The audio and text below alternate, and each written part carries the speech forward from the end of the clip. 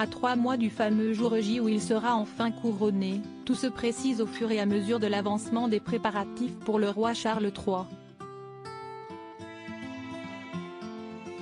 Buckingham Palace avait ainsi déjà précisé les grandes lignes de ces 3 jours de festivités qui rythmeront la vie des Britanniques du 6 au 8 mai prochain.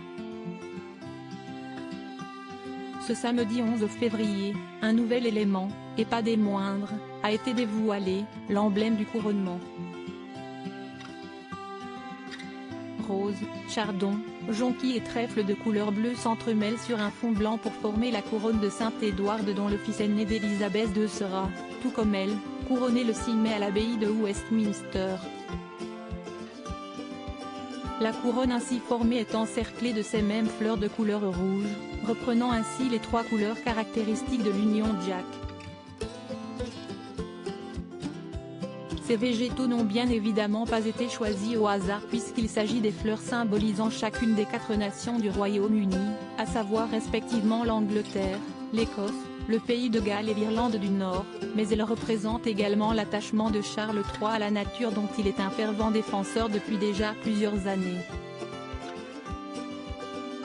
Le design a été inspiré par l'amour du roi Charles pour la planète, la nature et sa profonde préoccupation pour le monde naturel, a ainsi déclaré Sir Johnny Ayeube, dont le collectif créatif Love From est à l'origine de l'emblème.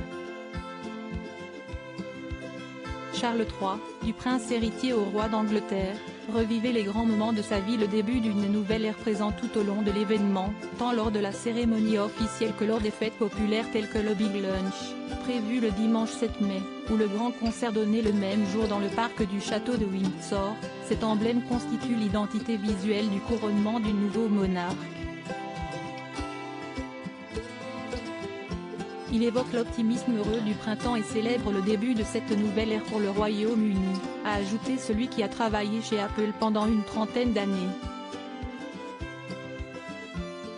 Détenteur de quelques 14 000 brevets dans le monde ainsi que de doctorats honorifiques des universités d'Oxford, de Cambridge et du Royal College of Art, Sir Johnny est notamment à l'origine des formes arrondies de la marque à la pomme et du design de l'iPhone et de l'iPad. Article écrit en collaboration avec 6 médias. Crédit photo, agence.